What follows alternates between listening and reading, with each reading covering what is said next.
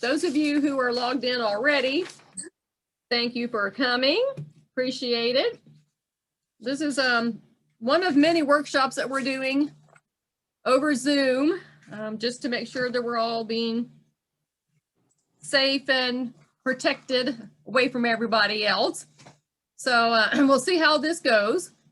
We have several planned for the next 4 or 5 months on Zoom. And if we get to a place where we can actually do them in person, then we'll work on that. But right now, we're doing all workshops on Zoom.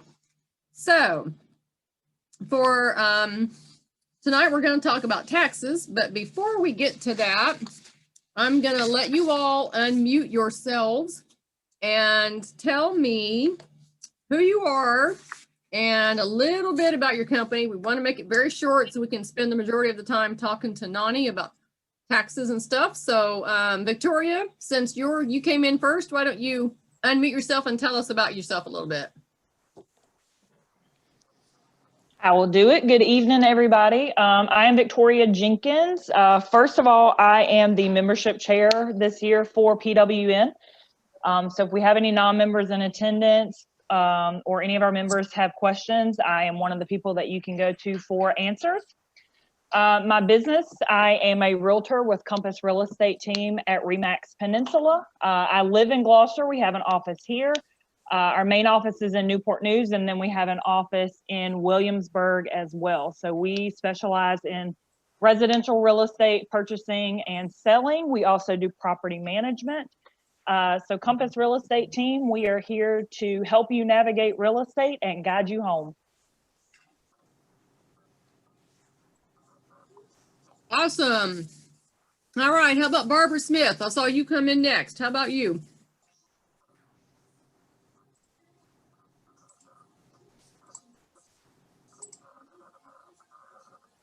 Let me unmute you. There you go.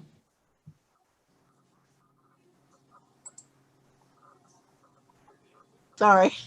There you go. I was saying that that I've been a member of this group even before it started. There was a group of us in Williamsburg, and then they decided to branch out and see if anybody in Newport News was interested in Hampton and so forth the next year. And I'm a hypnotherapist. And I just got the NAF award, the National Association of Transpersonal Hypnotherapists. The one award they gave to a hypnotist, and I got that this year at their Zoom conference. So that was a big surprise. And I also have Blue Rain Publishing, which is books and such. I just came out with The Brush with the Famous. That's available at Amazon. It's kind of an interesting, fun book. And I guess that's where I am. That's good. All right, thank you. How about Melissa? You want to go next? Melissa Thompson. She commented that her girls have a Zoom that's going right next to her, so she's not able to talk. Gotcha. I got that now. Okay. All right. How about Dr. Sandra? How about you? Well, hello, everybody. I am Sandra Sessoms-Penny of Inevitable Growth, Life Coaching and Consulting. I am also a Power Group facilitator, the Visionaries, and I'm excited to be here. I have been in business for 11 years, and with PWN for all 11 years. So I'm very excited to be here and listen and learn. Thank you. Awesome. All right, let's see. Alexandra, how about you next? And then Maureen. Hi, my name is Alexandria. I'm a massage therapist. I just opened my business in November and I joined the group in December, so I'm new. Awesome. Glad to have you. Thanks. All right, Maureen. Oh, you need to unmute yourself, Maureen. There you go. Nope, not yet. Still don't hear you. Unmute. There you go. Can you hear me now? Yes. Okay. I'm Maureen Patine in Williamsburg. I just joined probably in December, so I'm new. And I am a senior brand ambassador with Tula Lifestyle Planners, Tula 12 Lifestyle Planners. So I customize planners for people beyond calendars, really. But that's me. And I'm excited to get to know people and learn from you all. Awesome. Thank you all for coming. So let me see who we have left. I guess we have me for now. So I am the owner of Forward Safety Training, and what I do is lots of different training, in particular for women, although I've had some men walk in my class and go, wait a minute, am I the only man here? And I go, yes. So I teach them mindset training, and then I also teach pistol classes. I teach refuse to be a victim classes. So it's all centered around safety related courses for middle school, high school, all ages. Somebody asked me yesterday, it's like, well, I'll let my daughter know because she's going to college next year. And I'm like, she can know right now because everybody's doing everything on Zoom. You don't have to wait. You know, she's like, well, wait until she gets in college. No, she needs to know this before she goes to college. So anyway, that's what I do. The members of the PWN board, which would be Victoria, which she already mentioned. So I'm in charge of workshops. That's kind of why we're doing all this stuff over Zoom for the whole COVID thing. And Melissa is our president, who is not on at the moment, but will be listening anyway. And Nani, are you like the treasurer? Do you do, no, okay. No, More Consulting does the is like the back end bookkeepers for, oh, we missed one. Mary Griffin is on here too. Oh. We're the back end, but I'll go over that with my intro. Okay. All right. Mary, please introduce yourself. Hi, I'm Mary Griffith, and I have a business called Virginia's Finest Chocolate, which has been around since 1994, and I am a lifetime member of PWN, which means I've been in the group for over 20 years, have facilitated different leads groups and kind of started those actually during my presidency. But I am a chocolatier, which means I hand make the chocolates that I sell. I also do cookies that feature full color edible images, so logos or photos, and I teach chocolate classes for adults as well as children. I learned something I need to from talk to you. I love chocolates, and that is you don't chew, you just suck. That's right. You savor the flavor. You savor the flavor. That's right. That's awesome. All right. Oh, there's somebody else coming in. So let me get her in and then we'll let Sure. Nani, I'll do Nani's bio and then we'll let Nani get started with our topic about taxes. So let me see, who was that was trying to go? Amy, can you Yes. introduce yourself, please? Oh my gosh, it's not. I can hear you. We can't see you, but we can hear you. We can hear you. Oh, she's on mute now. There's also an Alexandria online, just so you know. She spoke. She's the massage therapist. Oh, okay. Yep. I'm horrible with names, but now that I know business, that's all. Okay. All right. All right, Amy, try to unmute yourself again.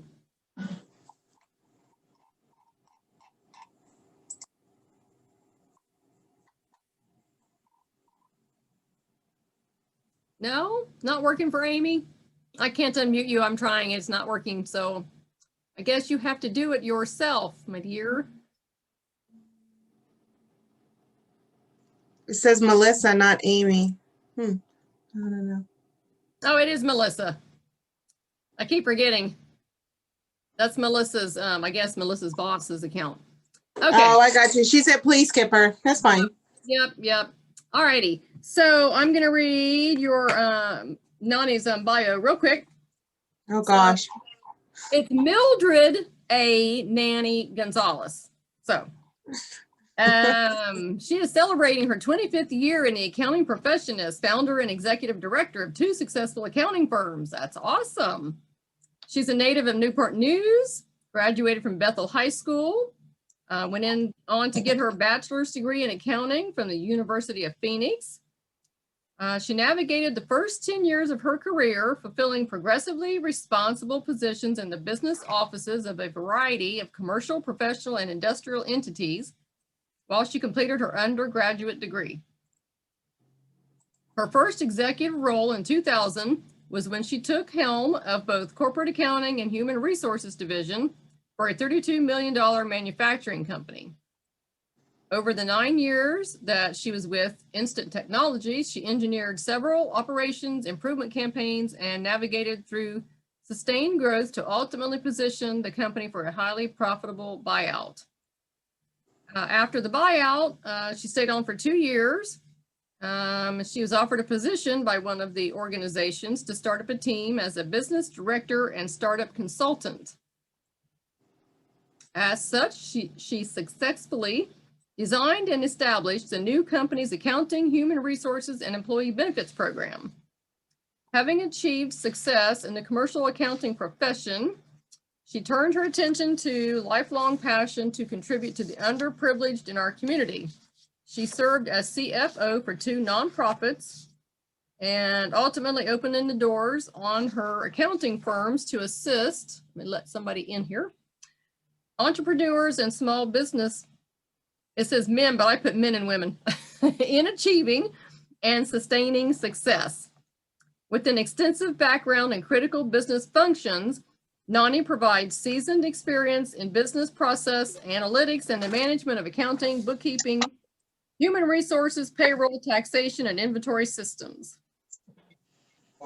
Let's see. Her tagline for her company is Demand More. And on the personal side, she is from Puerto Rico, from a Puerto Rican heritage, and blessed to have come to know her culture and language by spending time at the island twice a year. That's awesome. She is married. She currently lives in Hampton. Her husband helped her with her Spanish. That's awesome. She has 5 children and 4 grandchildren. Goodness.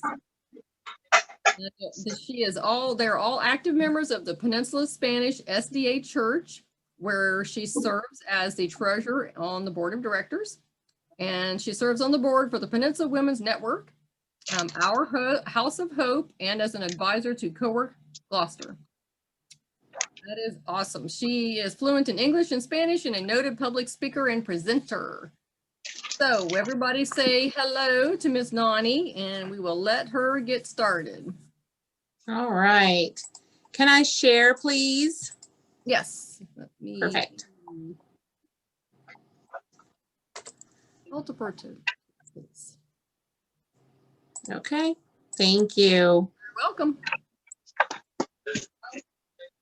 Well, good evening, everyone. Yes, my name is, I go by Nani, been called Nani pretty much my entire life. Long story short, my name was either going to be Providencia or it was going to be Mildred. And in Spanish, Providencia is beautiful, but in English, they would call me Providence. So that's how I ended up with Mildred. Nani is because a nickname could not be pronounced, but I've been called that my entire life. I have signed so many documents as Nani that I have to list it as an alias when they ask you to list your aliases. So it's really weird when people call here and they'll say, can I speak to Nancy? We love the game. We'll go, there's no Nancy here, you know, because they automatically think Nancy when they see the NA. So it's like a running joke with understanding who I am and what all we do. So it seems like a really long bio. I am born and raised in this area, went to Bethel High School. I spoke broken Spanish. So when I married my husband, so the 5 kids and 4 grandkids is blended family, but I've known him for 19 years. So I saw the children grow up, his boys. as well as the grandbabies come along. But I spoke what it was called a broken Spanish, just enough Spanish to kind of get by. When my father started the Peninsula Hispanic Church, I evolved and got a little better, but it wasn't really until as a grown woman telling my husband, if I'm saying it wrong, correct me. If I'm pronouncing it wrong, correct me. That now people don't know where I'm from. Automatically they'll go, you're Puerto Rican, because there's certain pronunciations of words. And now when I speak, they're a little confused. They're not sure if I'm Puerto Rican or where I'm from. And then being fair skin and dark hair, they're even more confused. They always thought I was Jewish or Italian. So I've always kind of dealt with that concept. My background is so diverse. I've worked anywhere from, I did fast food growing up. I did cold calling. My first job really was cold calling for an insurance company. Every Spanish name I called. And I also worked in a dealership, all the way from the front, selling the car, to the finance office.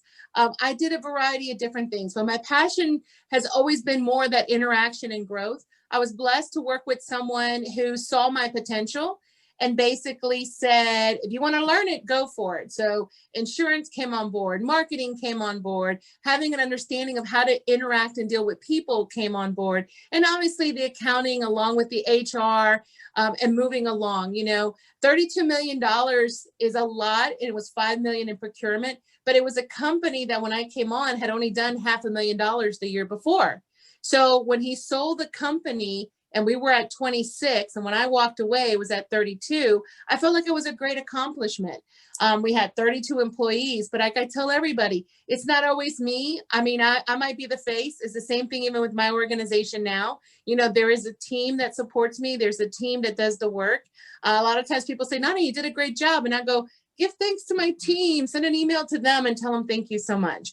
So this kind of leads us into understanding more consulting. It was a side hustle that converted into a full-time hustle when I essentially walked away from my nonprofit job. I literally walked away. I said, you know what? I'm going to resign. You can do what you want to do. I'm not going to send you Excel sheets for financials, meaning you can change the numbers. I'm just going to leave it here. And so my little side hustle to buy Coach purses, and I tell people this story all the time. That's how the side hustle began, was because I wanted these Coach purses and I wanted to take a vacation and not feel like I was hitting the budget or a credit card.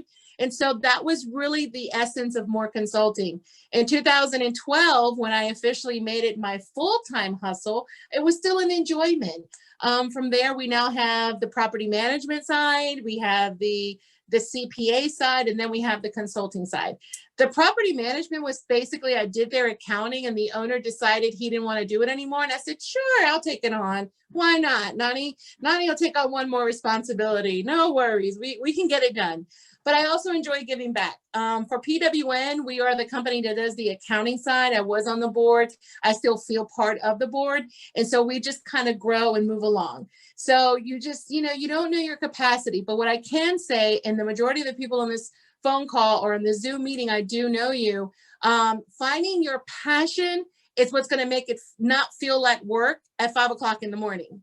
You know, when you get up and you're raring to go and you're doing what you truly love, you're not going to feel like it's a burden. And I'm going to tell you right now, if you're waking up in the morning and it is not what you truly want to do, it is not what you want to wake up and do every morning, you need to talk to some of us and try to figure out what really is your dharma, what really is that's going to give you a passion. And I think that's what's made More Consulting Services so successful. Everyone that works for me has a passion for what they do. And so we enjoy it. So let's get into some tax fitness. So one of the things, and I probably should have asked, was what type of entities we are, because tax is a very vast, I mean, there are books and books and books to explain the tax law. And every time they make a change, it's like a whole nother book comes out. Obviously, the pandemic is going to create some changes. Everything from, did you get that little, that stimulus? Did you not get the stimulus? Did you get unemployment? Did you skip a couple of months? All of these things are going to impact our taxes. Sandra's an LLC, perfect. So a single member LLC, it's going to have one of the forms that I'm getting ready to show. A corporation will have another. Obviously, if you have a great relationship with your person, please meet with them sooner or later. That's one of the things Becky and I was talking about when we were getting ready for the meeting, is how soon you can get on there would be better. Sole proprietor, but I'm working Let me see. Transitioning to an LLC, perfect. For protection purposes, you definitely want to have that in there for what you do. So that's wonderful. Great. If you don't have a relationship with the person, we do free consulting, LLC. Great. We do a free consultation. I'll give you some homework, and then you can kind of decide from there what it is you want to do and move forward as far as your business is concerned. Not everything has to be done with a CPA or an accountant of our magnitude, not everything, but we are definitely here to help for those of you that have questions. All right, let's get into the next slide. So as we know, everyone knows the 1040, and again, tax fitness, we could be discussing businesses, we could be discussing individual. I'm going to focus more on the individual tonight, just because that is what we're really heading into. If you are a corp, did you convert into a corp, then by all means, please reach out to your person. You can reach out to us. We're here to help. So the 1040 really comes in three forms. It's either going to be the full long form, it's going to be the short form, or it's going to be the easy form. You're a W-2, and that's pretty much it. The A kind of came along saying, oh, I don't have all these schedules, but I'm not an easy form. I've got children. We've got some earned income credit. We've got some child credit. So that's where the A form came along. The biggest concern or the biggest challenge we're still having with individuals is saying, well, I still don't understand why I can't deduct that.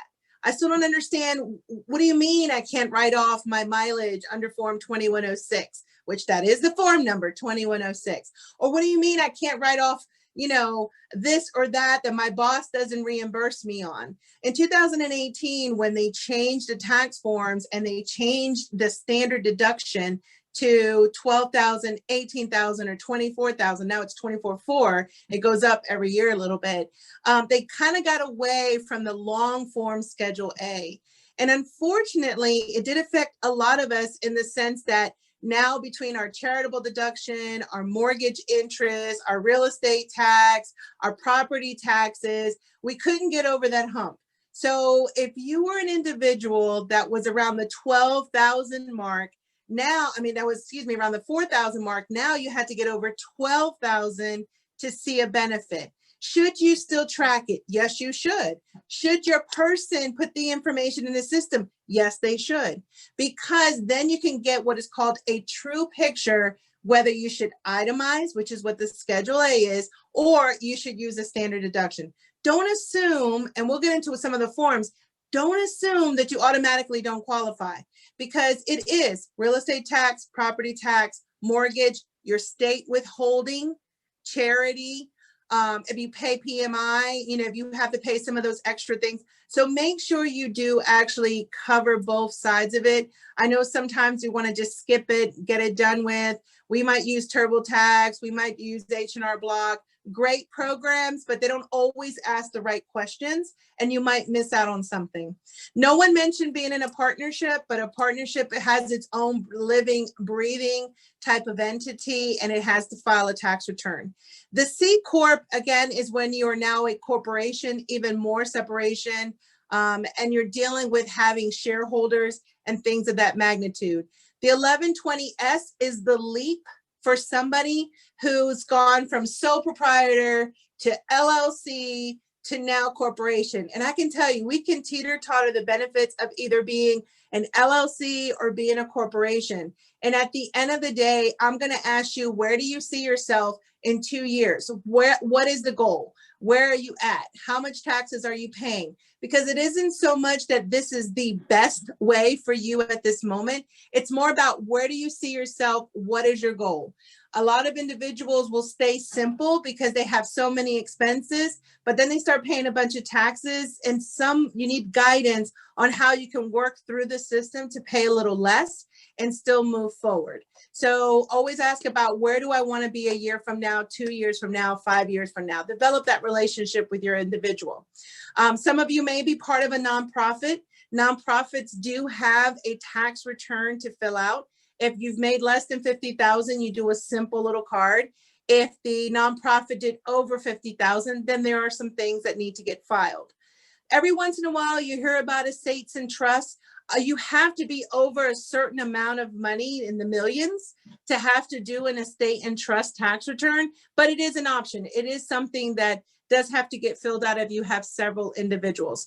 So I put Schedule A, B, C, and D, and C, and E on the form because most of us that are LLC are going to have that Schedule C as part of our tax return. That is the small business tax return. But you know, it's not always just for small business. You can have a really good hobby. You can have a really good hobby. You make money. You want to be able to write off your deductions. That's where you're going to list it. The Schedule E is for rental property. Those of us that own a couple of properties and we rent them out. Now, I get both sides to this coin, and we have a realtor on the phone, so she can always back me up. Properties.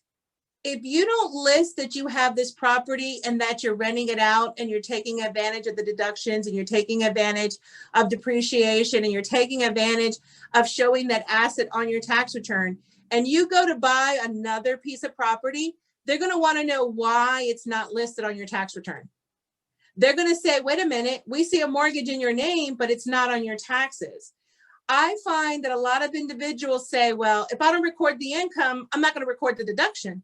Okay, I get that. And you know what? That's fine. If you don't want to record the deductions of the home by not recording the income, that's great. But when you go for financing or you go to buy another home or you go to expand your portfolio, the first thing they're going to want to know is, why is it not on the tax return?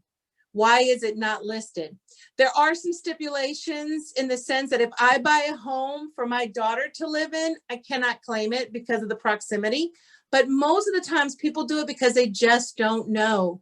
They don't realize it until they go to do something else. And then all of a sudden it becomes an issue and they have to explain. So again, get a good relationship with your person. All right. Before you even start e-filing, I'm going to tell you right now, 2020, we were busy. We were busy all summer long since everything was extended.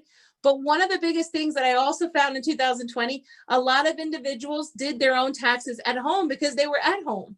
They weren't in a rush to drop it off. They weren't in a rush to take it to somebody. They actually took the time. They could pull their documents together. They could go in and do what they needed to do. But I'm curious to see how many will come back to me this year and say, Nani, I wish I had come to you because I forgot this and this, and now I have to do an amended return. So it's really important to not rush so quickly, but have a game plan. You know, create a folder. I tell everybody, create a manila folder. This is mine. It says Gonzalez family on it, and everything that comes in that I know is related to tax, we put it in a folder, and then you got to remember where the folder is, you know, and you start accumulating everything that comes in. So when it's time to prepare, you're not running all over the place and looking for it. If you're not a paper person, then I suggest you scan it, create a folder that says taxes. And that way, when it's time, you have it ready to give to your preparer. You cannot rely on individuals sending you money. I mean, sending you information. You have to rely on saying, hey, I haven't got my W-2 yet. Hey, I haven't got my 1099 yet. It is not the responsibility of the person paying you to track your money. You're supposed to track your own money. So whether you get a 1099 form or not, you know how much money you received so that you can report it accordingly. The rules, the IRS guideline is, if I receive money in any way, shape, or form in business, it is my responsibility to record it, even if it was cash. Just because they gave me a 1099 does not mean that I can avoid reporting it. I'm gonna leave it there because I know plenty of excuses on what people will say to me, but it is your responsibility to report it, even if you don't get a 1099. Number two, moving on to step two, when you're kind of getting ready and using some simple things. This is something that I can send out to everybody. We can send the slide out to give a checklist, but what are the most common things that you deduct? Your W-2, your interest statement. For those of you that have any kind of dividends, sometimes we have dividends in different organizations, or we inherited or we gifted the dividend and it's been a really small amount. The IRS put out a notice that even if it's only $10, you're going to get that interest from your bank to report the interest income, even if it was just $10. In the past, certain accounts would say, well, if it was under a certain amount of money, they didn't worry about it. If you sold a piece of stock, if you sold land, if you sold a piece of real estate, all of these bits and pieces of information you have to gather and kind of maybe take a mental note and say, okay, let me sit down with my spouse or me, myself, and I, and say, okay, what are all the things that happened to me in 2020, and start putting the list together. So that way you can remember everything that went on. Most of us by February, and may not remember what happened February of 2020.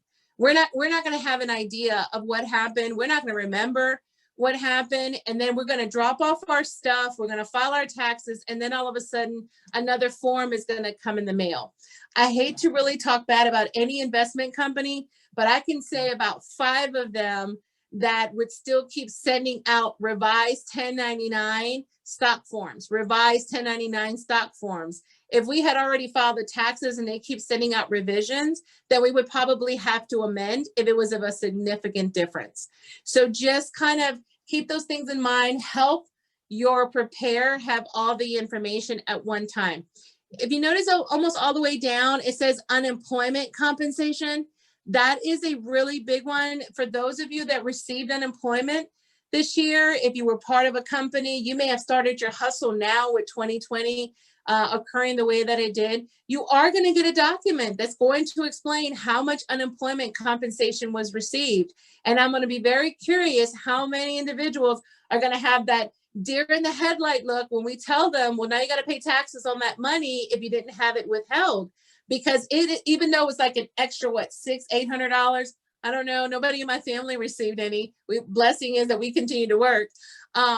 They're going to be like, what? I thought it was free. I didn't know I was going to have to pay on that. So it's really important for them to realize what's going to happen. And if you know of anybody that received that extra money, you know, connect them with somebody so that they're not blindsided. Miscellaneous income is another one. A lot of times we don't think about it. We do a little side jobs. A lot of us are LLCs.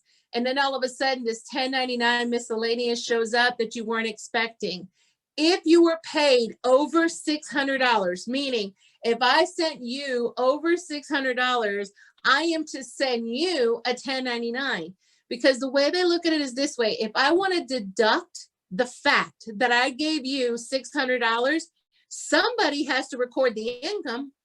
Uncle Sam is going to want his taxes. So if I want to say that I gave Becky $700 for services throughout 2020, Becky has to receive a form that says, oh yeah, I did get $700 from Nani. I do need to go ahead and record that as income. Now, like I said a few minutes ago, it's still Becky's responsibility to say she received the $700, whether or not I give her the form. Okay, so we always want to make sure that we get that clear. For those of us that pulled money out of retirement because of the way the situation was going down, make sure you're going to receive that 1099-R. You will receive it. They're changing the percentages in the penalties because people were pulling money from wherever they could. But just keep in mind, if you pull money out of your mutual fund, if you pull money out of your retirement account, obviously under the age, some of them 59 and a half, some of them, if you're under the age of 70, come with penalties. But just keep in mind, you pull the money out and you will need to record it. Social Security income, I'm not too worried about this. Most of us on the call are not quite at Social Security income yet. But those of you that do receive it, or you do receive it for a child, or you do receive it for a spouse, keep in mind, we had an individual that we did her taxes. We didn't know that her husband was on Social Security, so we had to go back and amend them. And we want to always make sure that we have everything correct. Majority of everybody on the phone call falls under this one. It says business income and expenses. Ladies, please, ladies, if you don't have a system, like if you don't have QuickBooks Online for self-employed, if you're not doing QuickBooks Desktop, there's also a program called Xero. There is Quicken, which is a really nice, simple program. Please, please, please have a record somewhere, even if it's Excel. Even if at the top of this Excel sheet, you say, okay, my total income for the month was $1,500 and these are the expenses I had.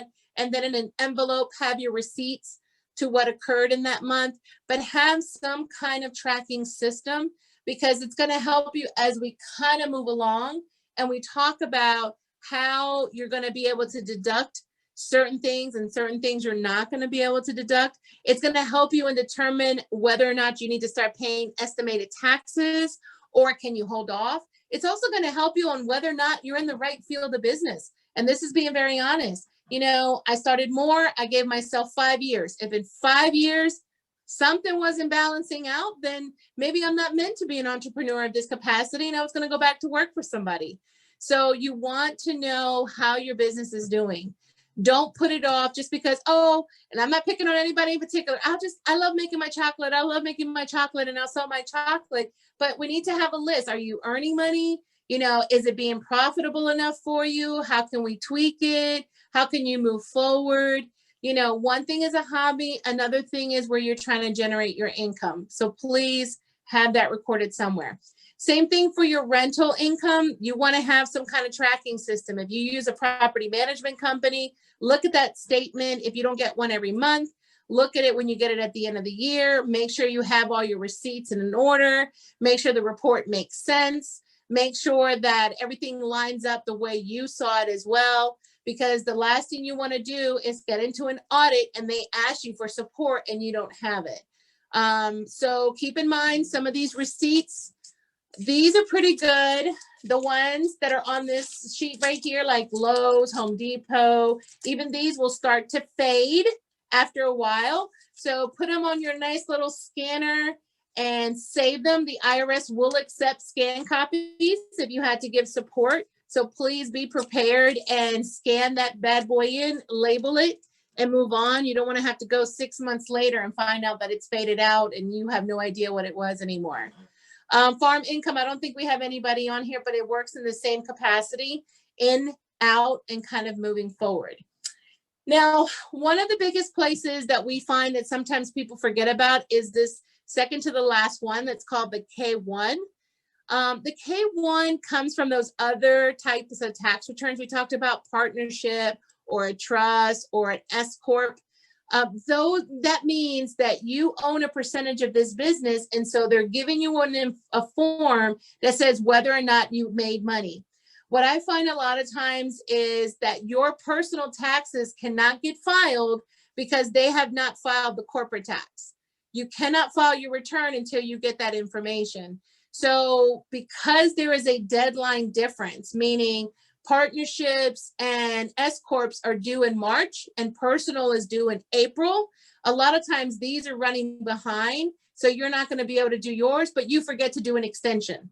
So if you know that the company that you're working with or you're going to get that form from, or even yourself are habitually late, then I will go ahead and tell your person to put you on the extension list so that you're not hit with a non-filing penalty or a late filing penalty. You want to make sure that you plan ahead, even in that capacity. You know how books are being held by people that you're involved with. And if every year they're late, then just go ahead and plan for it to be late. So that way you can, be prepared and move forward. Tax deductible mileage traveled for business purposes. This is a very, very gray area because we think that because I'm a 1099er and I'm at home and every day I'm driving to the same location every day. The IRS doesn't consider that business miles because you're going to the same location every single day. It's different if you're leaving home, and I'm going to pick on Victoria. So you're leaving home and you're showing a house in Yorktown, and then you're coming back, and then you're leaving home and you're going to show a house. Those are business miles. But if every day you're leaving your home and you're going to the office up the street and it's 3 miles, you can't write off those 6 miles every day because you're reporting to the same location. That's like your home base. So your home base really should start from your office to wherever else you go. Now, again, I'm not the auditor. I'm just a presenter of information. I know individuals that use a Mile IQ. There's several different digital programs that you can use to track your mileage. I have a young lady that she would actually put it on her invoices when she started her business, just so that if she had to go back and look, she can find out where it was. I had another young lady that just kept a regular calendar, and on that day, she would go back and say, okay, let me calculate my miles, and she would put it on there. So whatever it takes to track the mileage, do so. Just keep in mind what makes sense. So I'm going to give you my history, and then I'm going to pick on Victoria again, since she's the one in my middle of my screen here. So when I first started the business, it was in my home. So whenever I'd go to Gloucester, I would go to Chesapeake, I would go to Virginia Beach. Obviously, they're all deductible because I was leaving my home base. I was going to the client, doing whatever I needed to do, and then I was coming back to my home base, or I was going to another client, so forth and so on. The first year I filed my mileage, it triggered because most accountants, most CPAs shouldn't have so much mileage. Generally, you go from point A to point B and you work there. But I proved it, I explained it, we moved on, and not a problem. Now in Victoria's scenario, the average mileage for 100% active real estate person is from 28 to 32,000 miles a year. So if she shows 30,000 miles on her tax return, it's not going to be questioned because she's going to have the code that says that she does real estate, and that is the normal average mileage for a full-time real estate person, okay? An agent. For an accountant, it doesn't make sense. But for someone like Victoria, it does. For someone like Mary, for her deliveries, you have to find the happy, reasonable medium. Now, if you can validate it, then that's not a problem. But just keep in mind that there's also norms. A lot of us call them trigger. What triggers an audit? Nani, what triggers an audit? You know, what is it that causes people? It's random sometimes, and sometimes it's because it's not normal. You know, for many of us that do the Schedule C on our tax return, 1 year our income is up here, the next year the income is down here, then the income's back up here, the income's down here. There's no consistency. Businesses should grow gradually up, up, up. And you're negative. If you're below the income, you should slowly start balancing out. You can't be year 10, year 12, and still be in the negative. The IRS would then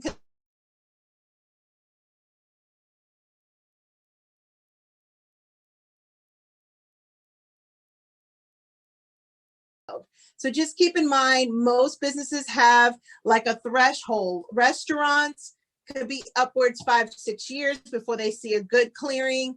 But most businesses by year 4 to 5, you need to really make sure you have some stability. You don't want to be in year 6 and year 7 and still have major losses, because then it's considered a hobby. All right, enough on that. For most of us that have children, we have these credits that come along. And the child care credit, the child care credit's the one that I deal with the most. Again, if you want to deduct that you paid for a babysitter, that you pay a nanny, which is what I'm dealing with right now for 20, a lot of people took in a nanny. If you want to deduct that you paid that money, somebody has to report it as income. You can't just say, I paid that lady $12,000 to take care of my children. And what do you mean I can't write off some of it? First, let me be clear. You don't get 100% write-off. You get a percentage. But what do you mean I can't write off anything? Well, is Mary, let me not pick on Mary, let me call Maria. Is Maria going to pay the taxes on that $12,000? Did you tell her you're going to give her something explaining that she's going to have to report that as income? Whatever you want to deduct, somebody else has to pick up. Child tax credit did also change. And also a lot of us forget when they hit 17, that's it. They're done. You don't get that little extra credit. You know, the earned income credit tends to come along. And once your income gets over a certain amount, it starts to go down, down, down, and eventually it goes away. So just take a look at your lifestyle. This is where I'm going to pause and talk more on the consulting, because how I am. Take a look at your lifestyle. Take a look at what's going on. If you are living and waiting for at the end of the year, getting that $6,000, $7,000, I can honestly say I did one that was $23,000 refund because of the number of children they had. Yep. The number of children they had, and they were military, and yeah, it was a legit refund. I mean, if that's what you're banking on balancing the rest of the year, you need to talk to somebody. You need to reevaluate how you're living your budget, your lifestyle, your mission. You know, what is the goal again? You can't rely on these credits. One of the biggest factors, and I had to take a call today, when it's a couple and they decide to split and file separate, the earned income credit gets sometimes zeroed out. Nobody gets that credit. So you want to know, not that I say you stay together because of the credit, but these are just things that you need to talk to your tax preparer. They can do what is called a joint but separate evaluation, so that you can see, if I filed by myself, what would it have been? You know, would I had to pay? Would I have gotten a refund? And then they can make an educated decision on whether to file joint, because you are still married, even though you may not be in the same roof, or if to go ahead and file separate. So you definitely want to do that. There is some expenses related to adoptions that you can write off. Many of us on the call do not have foreign tax, but if you have any kind of mutual funds or investments, there is a page. A lot of times they do invest money abroad. And so there'll be some foreign tax in which you can report and deduct on your Schedule D. First-time home buyer credit is still around. That does still exist in certain occasions, but it's gotten a lot harder to be able to validate on the first-time home buyer. The credit is not as much as it used to be, but it is still around for those that are interested in buying a first-time home. I do suggest, though, anyone you're working with that's thinking about buying their first-time home, and I've heard a couple of mortgage people say, oh, you could write off the interest and you get all these deductions. And then when they get to me and I get to burst their bubble, I feel so bad. I would rather say to them, okay, how much you're going to pay? All right, you're married, right? So unless your interest payments is $2,000 a month, you're never going to get over that $24,000 threshold. And for you to have a $2,000 a month interest payment on your home, you're buying a $400,000 home. So that I'd rather bust their bubble in the beginning, and then they can buy something accommodating than thinking about all these credits they're going to get when they file their taxes. So definitely make sure they talk to someone. Deduction of other deductions, your medical expenses. This is great, but all of this section falls under that standard deduction. If you're married, it has to be over $24,000.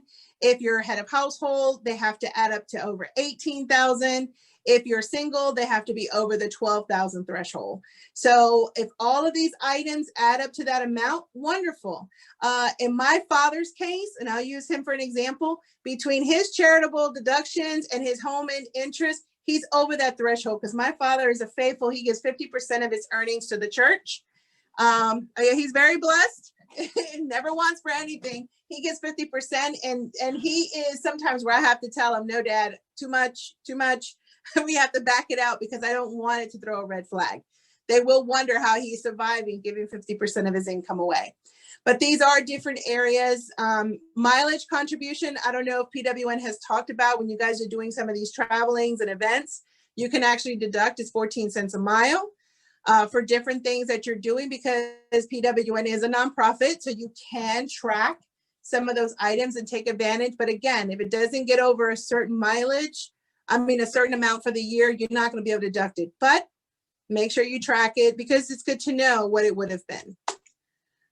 Casual theft loss, that is a legitimate thing. I know a lot of people don't think about it, but if you lend somebody money or something gets stolen, there is a way to record that and get a credit on it. How much you paid your preparer, you can record that.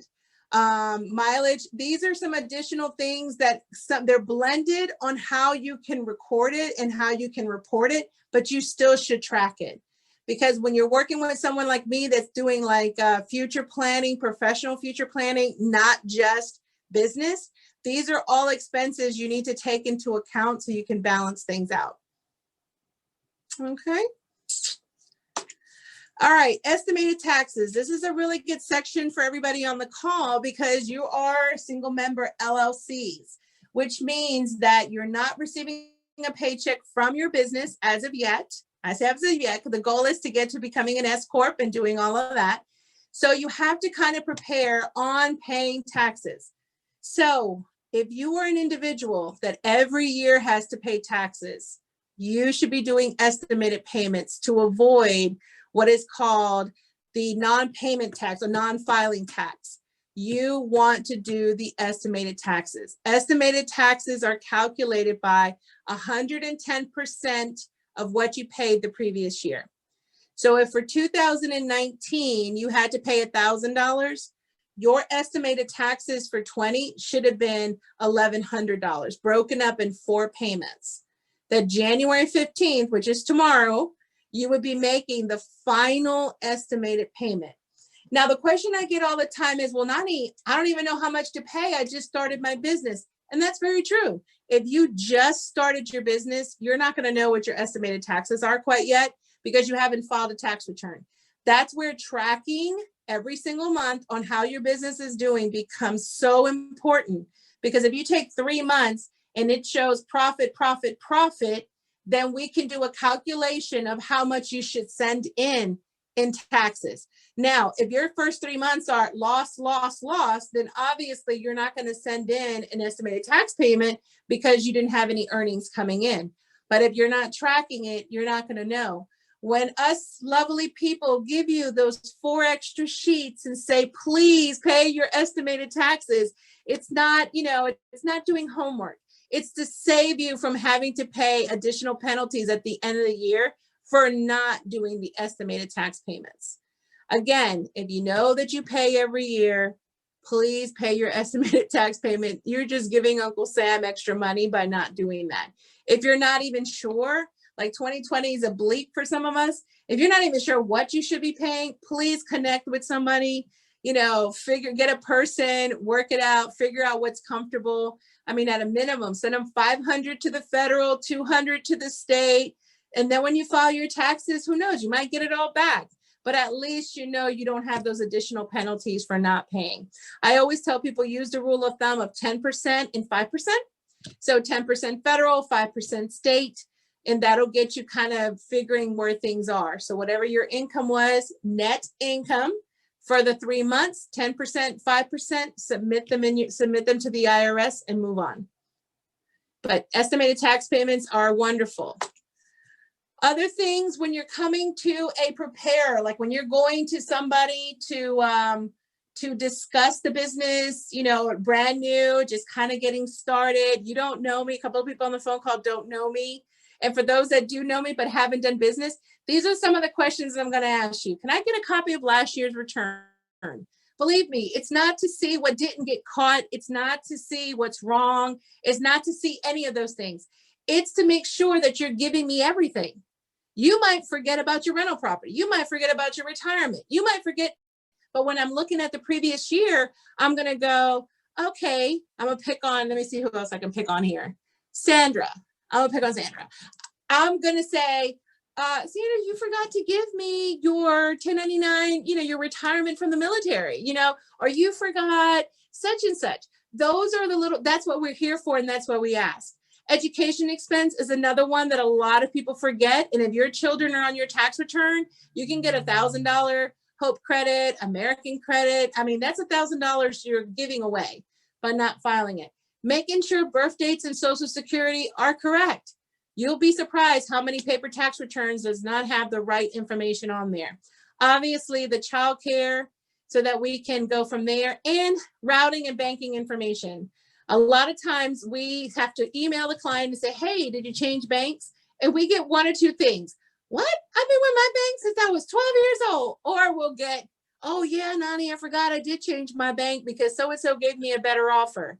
So just keep in mind, we may have historical information, but we don't know what happened to you throughout the year. And we don't want your refund to sit in la la land until they figure out what happened to it, because it will go out of our hands. The IRS will try to deposit and it bounce back, and then we have to fight to have it traced. So you want to make sure to cover that. Our time is running out. I didn't realize I would talk an entire hour, but it's coming to a close. So here's the CARES Act reference to the unemployment. Please, anybody that you know that received, make sure that they find that 1099-G if they moved, because the unemployment was direct deposited. It's not like a check came in the mail and they moved. Please make sure that they track it down, they go to the portal, they find it. You do not want to get in trouble with not filing that 1099, because I'm going to tell you right now, they file their taxes, and let's say they happen to do get a refund. When the systems finally catch up with each other, they're not only going to get the bill for the difference, they're also going to get a penalty because they're going to say it's late. The payment is late, the filing is wrong. So you want to make sure that if they received unemployment, that they do get that information in there. Also, for individuals that did not receive the $1,200, did not get the money, the EIP, the Economic Impairment Bill, there is a way to claim it on the tax return, even though you didn't receive it. So you may not have received it for one reason or another. I can't tell you. I know people that haven't worked and haven't filed taxes in years and they got it, but yet my parents didn't get it. So I don't know the rhyme or reason behind it, but there is a way to claim it. So please don't forget to cover that with your preparer, because you want to take advantage of that credit. Also, they increased the charitable contributions as far as the amount that can be, on there.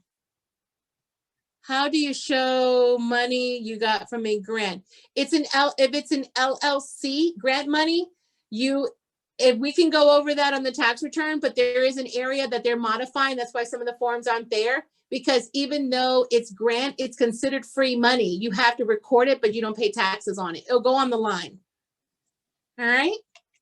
Also, for those of you that are considering solar energy, they increased the amount, and if some of you have that on there or did do that this year, there was a big push for it. It's kind of weird how all that works. You kind of sell your energy to them, but then they give you a credit back.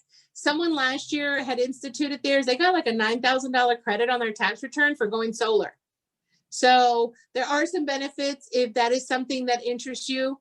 You're not necessarily cutting off from the man, as a lot of us want to say, but there is a way for you to reduce your tax bill and kind of go from there. Also, they did an increase as far as what you can put into your retirement plans. Simple IRAs or simple plans are the best for a lot of us that are LLC. Us here, I instituted the 401k here for the company and for the staff this year in 2020. The Lord has been really good. But there is ways for you to think about, again, your future. These are deductions on your tax return, okay? So if we make a choice, either we send some of that to Uncle Sam or we put it into a plan that's gonna help us down the road. Sometimes we're like, oh, Nani, but I don't wanna give him $5,000. Okay, but you wanna give Uncle Sam $500 more in taxes. Okay, you decide what you wanna do, but look into some of these options. You can always pull it out. Yes, there's penalty, but I would rather put that extra money into an investment portfolio than give it all to Uncle Sam. All right, ladies, I didn't leave much time for question and answer. I told Becky that I would, but I know I didn't leave much time for question and answer. If there's one or two questions you wanna ask me, by all means, I'm here. There is one question It's still in the Nani. chat, that Dr. Sandra has. Go ahead, Dr. Sandra. Thank you. Nani, outstanding presentation. I asked the question, may you count your timeshare interest rates and real estate Yes, ma'am. for Yes, ma'am. timeshares? Yeah, you take the interest from your timeshare payments goes in the same place with your 1040 home interest. Yes, ma'am. Okay, great. Thank you. Yep. You cannot do your maintenance part of that bill, but the interest and the real estate tax, yes, you can. Put it as part of your Schedule A, Okay, but not the maintenance. not the maintenance. Unfortunately, not the maintenance. Thank you. Nani, what's the biggest difference between using QuickBooks or Quicken? Don't they do basically the same thing? Quicken was driven more, well, they do, but the way they set up their files and the download's a little different.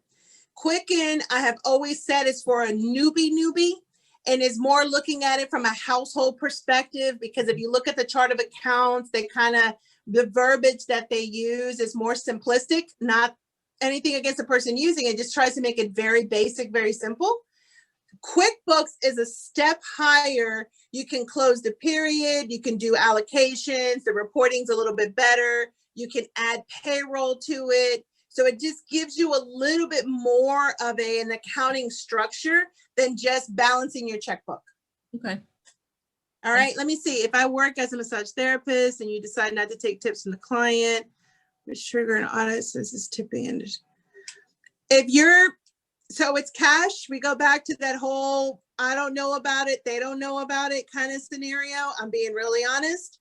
If the bill's $100 for the massage and they give you an extra 20 bucks in tips and you're saying put the tips in your pocket and only record the $100, that's between you and your comfortability. Because I know in the industry of, she goes, no, that isn't what I meant. It's like, unmute yourself and ask me.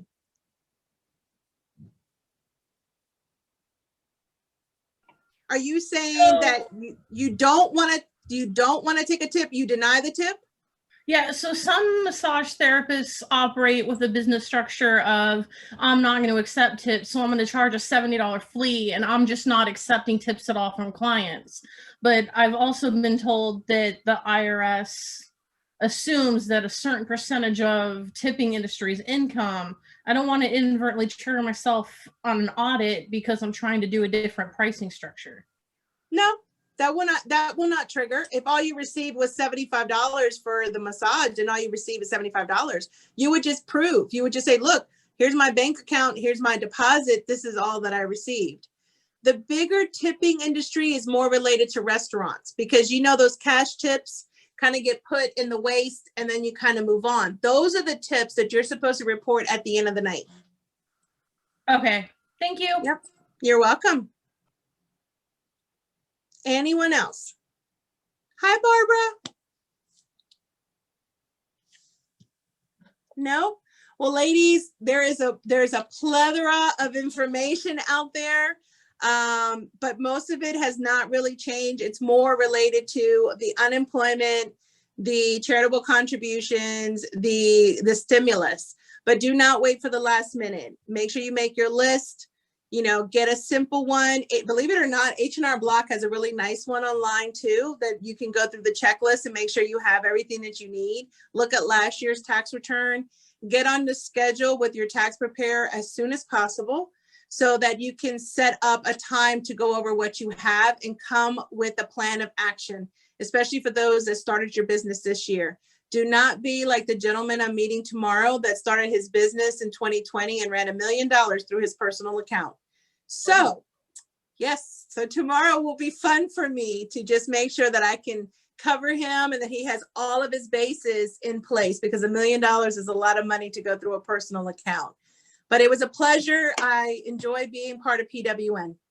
Tell us, Nani, how we can get in touch with you in case people want to get more information. Yeah, of course. So you can find me on the PWN website under Mildred Gonzalez, or the company MOR Consulting Services.